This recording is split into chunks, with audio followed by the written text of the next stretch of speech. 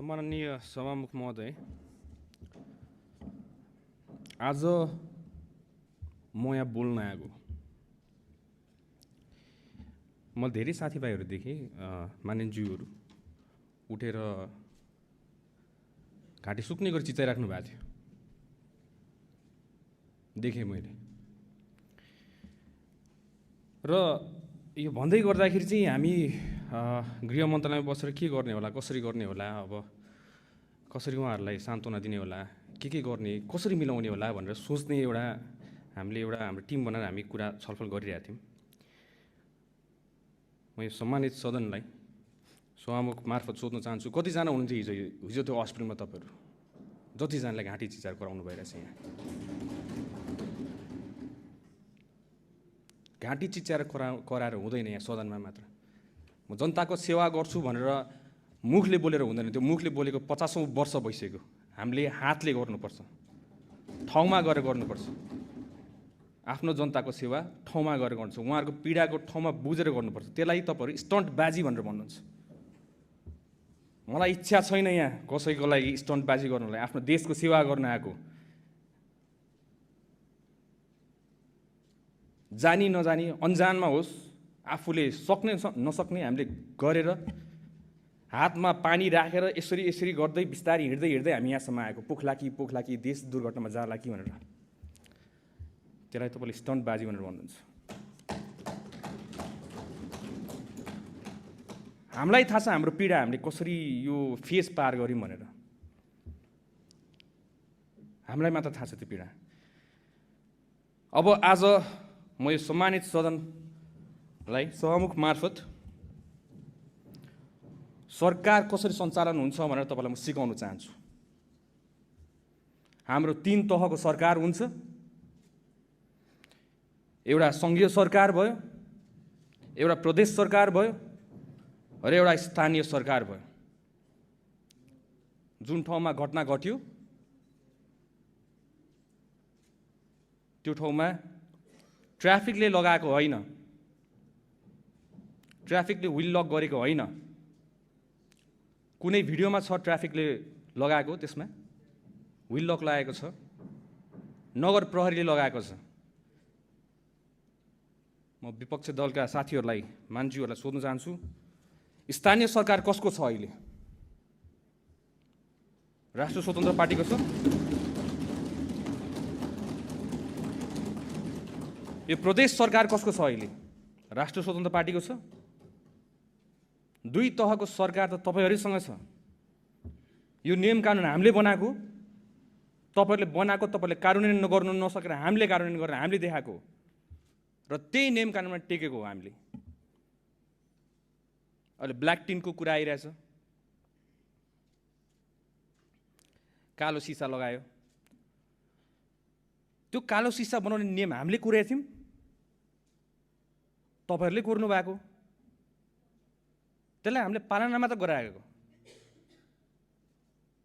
कति कुराहरू तपाईँहरूले जानेर अबुझ गर्नु भएको। किन म धेरै भयो मैले सहेको। अब यो सम्मानित सदनलाई एउटा रेस्पेक्टेड भ्यू पोइन्टबाट हेर्नुपर्छ। यसमा अलि आफूले बोल्दाखेरि एकदम मर्यादा राखेर बोल्नुपर्छ, तर घुटकन भइसक्यो। गाह्रो हुन्छ कहिले तपाईँको यसरी हेर्दाखेरि के आफ्नो देश राम्रो होला भनेर हामीहरू सबै युवाहरू एउटा आशाले लडेका थियौँ र आज आएर विपक्ष दलका साथीहरू, जतिजना मित्रहरू हुनुहुन्छ, जतिजना राजनीतिज्ञहरू हुनुहुन्छ, देश चलाएर 50औं वर्ष राज गरेका माननीयज्यूहरूबाट हामीले सिक्नुपर्नेमा आज हामीले यस्तो कुरा देख्नु पाइरहेछौँ। हामीले तपाईँहरूबाट सिक्नुपर्ने होइन र? तपाईँहरूको गल्तीले हामीले सिक्नुपर्ने होइन र? हामी अगाडि बढ्नुपर्ने होइन र? यो देश त तपाईँको पनि हो। हाम्रो बहुमतको सरकार होला, तर यो देश तपाईँको पनि हो। तपाईँलाई पनि जनताले जिताएरै पठाएको। मलाई अचम्म लाग्छ, आज आफ्नो यहाँ पीडा यसरी गरेर पोख्नु पर्दाखेरि एउटा मन्त्रीको हैसियतले, एउटा नागरिकको लागि हामीले हिजो रातभरि खट्यौँ। म यत्तिकै यो आँसु झरे किन आफूले अथाक प्रयास गर्दा गर्दा पनि नहुँदाखेरि त्यो चित्तै नबुझ्ने रहेछ। देशको कुन चाहिँ संयन्त्र चलायो, जुन संयन्त्र नेपाल प्रहरी, ट्राफिक प्रहरी जसरी पहिला नेताको मात्र रक्षा गर्नुलाई आज हिजो राति तपाईँ हेर्नु होला, त्यहाँ रातभरि नेपाल प्रहरी, ट्राफिक प्रहरीहरू बाटोभरि उभिएर बसेका थियो। उहाँहरू VVIP सेक्युरिटी दिएर कसको लागि? गणेश नेपालीको सेफ ट्रान्सफर एयरपोर्टको लागि। रातभरि सुतेका छैनन् उहाँहरू पनि आफ्नो नागरिकको रक्षा गर्नको लागि। हामी पनि त्यहाँ गयौँ, त्यहाँ गएर सबै कुरा व्यवस्था गर्नका लागि सबै स्पेसलिस्टहरू बोलायौँ, सबैजना राख्यौँ। पैसाको तपाईँ टेन्सन नलिनु, सरकारले जति खर्च गर्नुपर्छ खर्च गर्छ, आफ्नो नागरिकलाई बचाउनको लागि गर्छ, किन नगर्ने? पहिला त्यही VIPलाई मात्र सेक्युरिटी दिन्छ भने आज नागरिकलाई सेक्युरिटी दिनको लागि हरेक बाटोको कुना काप्चामा बसेको थियो।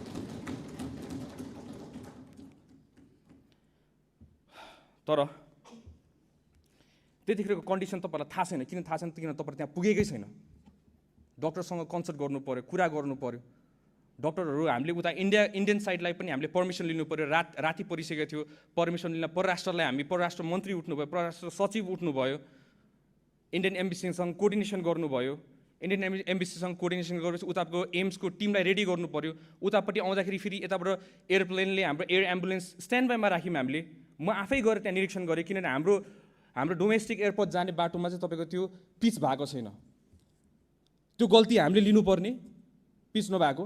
त्यतिखेर हाम्रो गणेश नेपाली त्यही एम्बुलेन्समा जाँदाखेरि हल्लिएर केही होला कि भनेर डर लागेर मैले राति नै एयरपोर्टमा गएर 10 नम्बर बेमा लिएर आउनुपर्छ तपाईँहरूले, यतापट्टि सजिलो हुन्छ भनेर हामीले भनेर आएको छौँ। र राति एयरपोर्टमा आफै गएको त्यसलाई स्टन्टबाजी भनेर भन्नुहुन्छ भने यस्तो स्टन्टबाजी सबैजनाकोबाट चाहियो आफ्नो नागरिकलाई सेवा गर्नलाई।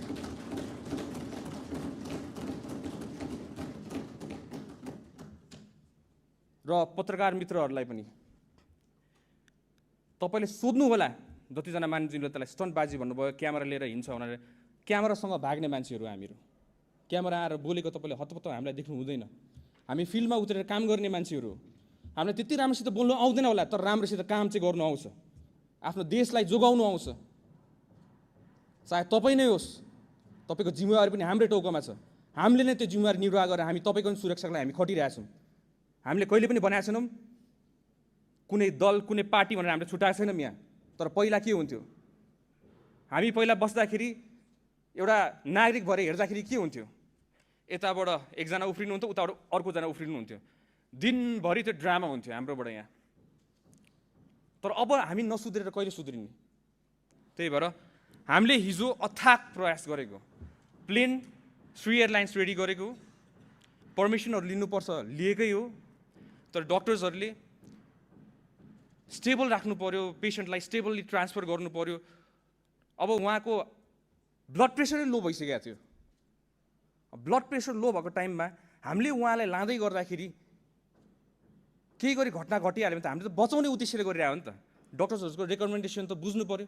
अब यहाँ आएर सबैजना एक्सपर्ट भइसकेका छन्, सबैजना डक्टर्स भइसकेका छन्।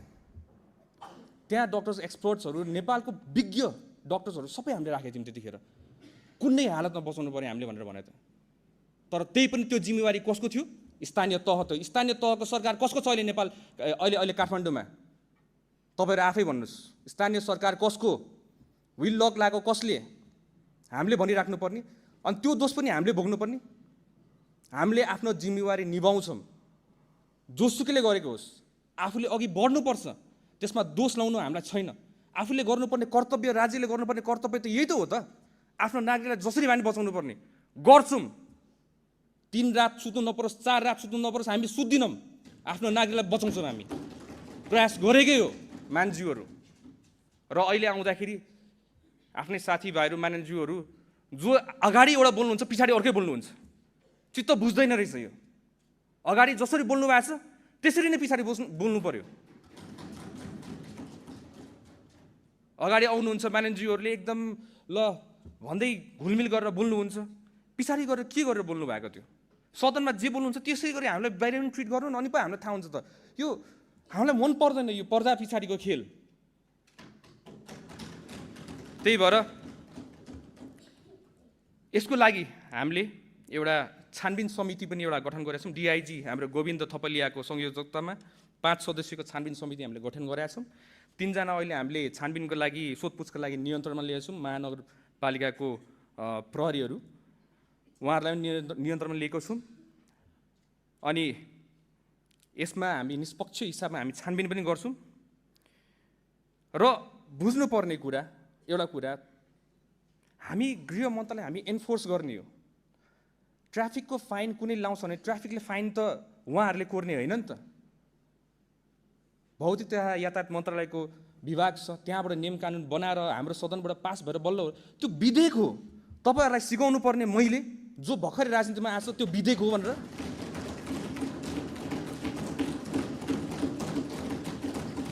मलाई भन्नुभएको होइन तपाईँहरूले, कतिजना मानिसज्यूहरूले मलाई भन्नुभयो होइन संविधानको स थाहा छैन यहाँ आएर भने। अहिले आएर संविधान स थाहा नहुने मान्छेले तपाईँलाई संविधान सिकाउनु पर्ने यो दिन आएको हो यो सदनमा। त्यही भएर मान्छेहरू यो सम्मानित सदनको गरिमा राखिराखौँ इन रेस्पेक्टेड वे। नेपाली जनताले धेरै आशा गरेका छन् यसपालि हामीबाट, तपाईँबाट पनि आशा गरेका छन्, हामीबाट पनि आशा गरेका छन्। र यसमा पक्ष र विपक्ष भन्नाले एउटै डुङ्गामा चढेर जाउँ न एउटा नेपाल राम्रो बनाउनको लागि। के छ र गल्ती हाम्रो भयो भने हामी सुधारौँला, गल्ती तपाईँबाट सुधारौँला। किन यो भेदभाव कति गर्ने हामीले, यो कति हेर्ने, नेपाली जनताले कति सहने र यसलाई अहिले आएर कसैको पीडालाई राजनीतिकरण गर्ने कसैको पीडालाई, यस्तो त गर्नु भएन नि हजुर। यो त इस्यु होइन नि त।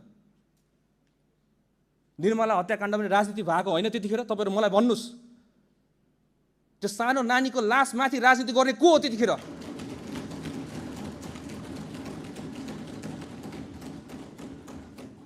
त्यही भएर यसमा हामीले गर्नुपर्ने हाम्रो आफ्नो दायित्व, नेपाल सरकारको तर्फबाट दायित्व हामीले 1 इन्च पनि हामी छोड्दिनौँ। हाम्रो आफ्नो कर्तव्य पुरै गर्छौँ र नचाहँदै पनि आफ्नो अथक प्रयासपछि पनि आज हाम्रो गणेश नेपाली भाइले आज हामी माझ हुनुहुन्न। म बुझ्छु यो कुरा, तपाईँहरूको प्रश्नहरू म बुझ्छु, तपाईँहरूको धेरै क्वेसन्सहरू छ, तर हामी त्यहाँ हुँदै गर्दा हामीले आफ्नो बेस्ट दिएको। विश्वास गर्नुहोस्, मलाई ढाँट्नु आउँदैन। म पहिलादेखि भन्छु मलाई ढाँट्नु आउँदैन, मलाई ढाँट्नु मन लाग्दैन। र अहिले यस्तो गरिमामय सदनलाई मैले ढाँट्दाखेरि मलाई पाप लाग्छ। म सारा नेपाली जनतालाई ढाँटिरहेको हुन्छु। म यस्तो ढाँट्नु मलाई मन लाग्दैन। जे हो यही हो यथार्थ। तपाईँले मिडियाकर्मी साथीहरूलाई सोध्नु होला, कहिले मैले बोलाएको छु मिडियाकर्मी साथीलाई मलाई आएर घेरेर बस भनेर? कहिले भनेको छु मैले? उहाँहरूले आफ्नो कर्तव्य निर्वाह गर्नलाई धेरैवटा प्रश्न गर्नुहुन्छ, त्यही पनि मैले प्रश्न उत्तर नदिकन आफ्नो काममा सुरु हिँड्छु। कति कुरा मैले चिप्लेर बोली, किन सदनमा हेर्दै गर्नुहोस् न। म यहाँ उभिनेपछि सबैजना कसरी हेर्नुहुन्छ, अब सुदन गुरुङले गृहमन्त्रीले केही चिप्ल्याउँछ र त्यसलाई भाइरल बनाउँला भनेर बुझिरहेको हुन्छ। त्यो हो तरिका? तर त्यही पनि कतिजना मानिसज्यूहरू विपक्षी मानिसज्यू भए पनि मलाई माया गर्नुहुन्छ। मैले देखाएको छु हाम्रै मानिसज्यूहरू धेरै माया गर्नुहुन्छ। कति गलत गर्ला कि हामीले सच्चाइ दिनुपर्छ मलाई सम्झाइ पनि राख्नुहुन्छ। त्यसमा म एकदमै आभारी छु। I'm very happy, I'm more than happy. म एउटा जेनेरेसनलाई रिप्रेजेन्ट गर्छु, एउटा युथलाई रिप्रेजेन्ट गर्छु, एउटा नयाँ पुस्तालाई रिप्रेजेन्ट गरेर हामीहरू आइरहेको छौँ। र त्यो पुस्ताको इज्जत धान्ने कर्तव्य मेरो, र म त्यो पुस्ताको इज्जत फाल्न नदिनको लागि म हर कदम प्रयास गर्छु। तपाईँहरूको नि इज्जत नफाल्नको लागि विदेशमा गएर म तपाईँहरूको इज्जत पनि धान्नलाई म हर कदम प्रयास गर्छु। चाहे तपाईँ काङ्ग्रेस होस्, चाहे तपाईँ एमाले होस्, तपाईँ माओवादी होस्, हामीलाई त्यस्तो सरकार छन्। तपाईँ एउटा नेपाली हो मेरो लागि, तपाईँ मेरो दाजु हो, मेरो भाइ हो। सारा संसारमा सारा ठाउँमा मैले भनिसकेको छु यो कुरा। त्यही भएर कतिपय प्रश्नहरू गर्दाखेरि हेलिकप्टरको विषय उठाउनु भयो। समय महोदय मलाई अलिकति समय दिनु होला है।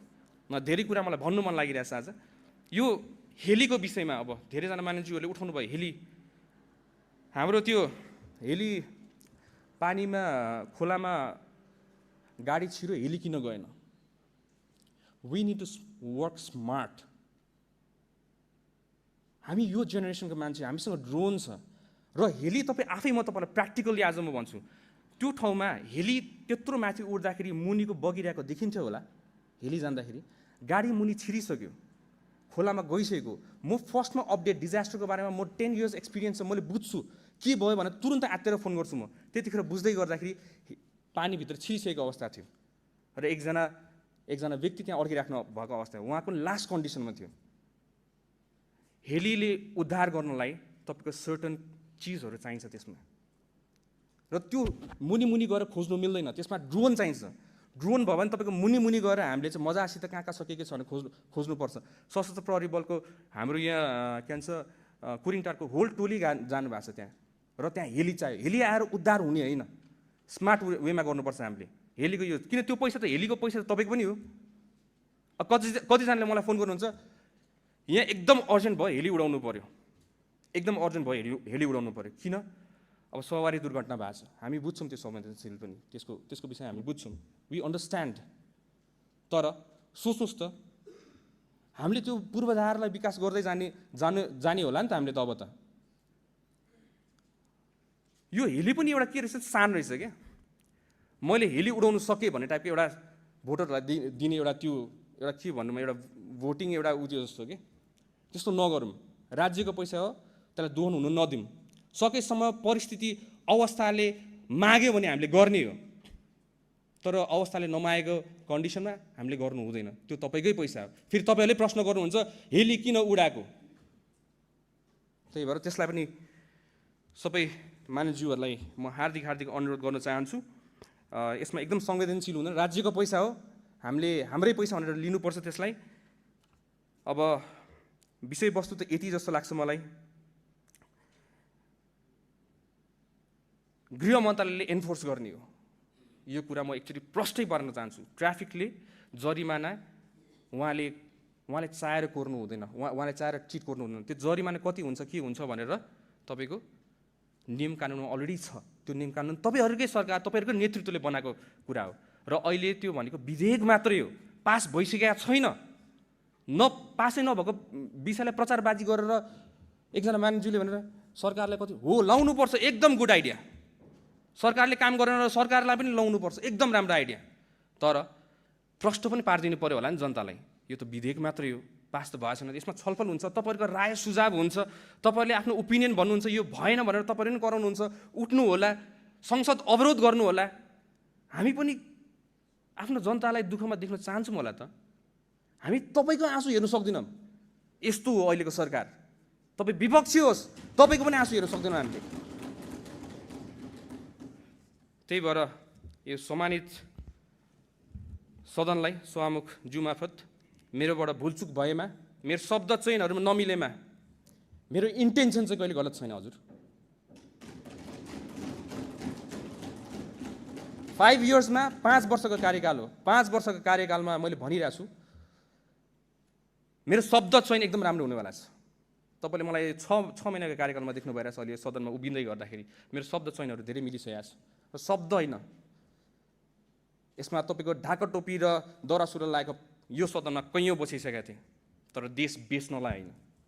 तपाईँ जे लाउनु तपाईँको पहिरनसँग नहोस्, तपाईँको इमान्दारिता, आफ्नो देशप्रतिको एउटा माया, एउटा पेट्रियोटिक मान्छे हुनुपर्छ जस्तो लाग्छ मलाई चाहिँ। आज यो देशलाई केही पर्दाखेरि ल भन्नुहोस्, सुदन गुरुङलाई राखेर यो देश बच्छ भने सुदन गुरुङलाई गोली ठोक्नुपर्छ भने फर्स्टमा सुदन गुरुङ नै आउँछ तपाईँहरू सबैजनालाई बचाउनको लागि।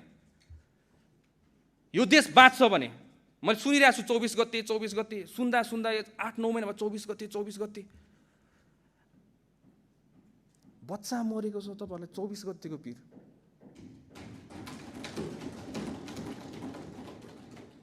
कति कुरा नियम अहिले भनिरहेको छ। हाम्रो जेनजीको माग कति पुरा भएको छैन। त्यो नियम कानुन अड्काउने कसले बनाएको? हामीले बनाएको।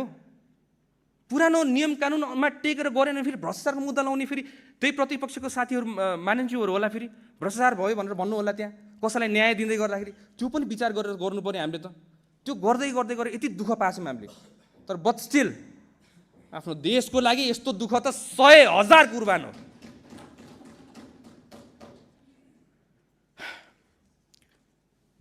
हुन्छ महोदय, यो सम्मानित सदनलाई भयो होला मेरोबाट गल्ती, कति कुरा अलि जानी नजानी भयो होला, म त्यसको लागि माफ माग्न चाहन्छु। मेरो शब्द चयनले कसैलाई घोच्यो होला, त्यसमा नि माफ माग्न चाहन्छु। तर हाम्रो सरकारको इरादा नेक छ, मेरो इरादा पनि नेक छ। हामीहरूलाई देश राम्रो होस्, त्यो बाहेक हाम्रो केही चाहिँदैन। हजुर आएर बसी पनि केही फरक पर्दैन हजुर। देश राम्रो होस्, देश जोगोस्। देश रहे त हामी रहन्छौँ, नत्र हामी त किन रहन्छौँ र? देशलाई त अब त जोगाउनै पर्ने होला नि त। तपाईँहरू बल्ल बल्ल यत्रो दुःख गरेर तपाईँहरू नि यत्रो चुनाव लडेर आउनु भएको छ। त्यही भएर म सम्पूर्ण मानिसहरूलाई एउटा नागरिक तहको एउटा भुइँ मान्छेको तहबाट म हजुरलाई आग्रह गर्न चाहन्छु, हाम्रो देश बचाउनलाई र बनाउनलाई सहकार्य गरेर जाउँ, एकअर्काको खुट्टा तानेर नजाउँ, एकअर्कालाई सम्झाइ बुझाइ गरेर जाउँ, हाम्रोबाट गल्ती कमी कमजोरी छ भने सम्झाएर जाउँ, बुझाएर जाउँ, मिलेर जाउँ र देशलाई एउटा निकास दिउँ। धेरै धेरै धन्यवाद।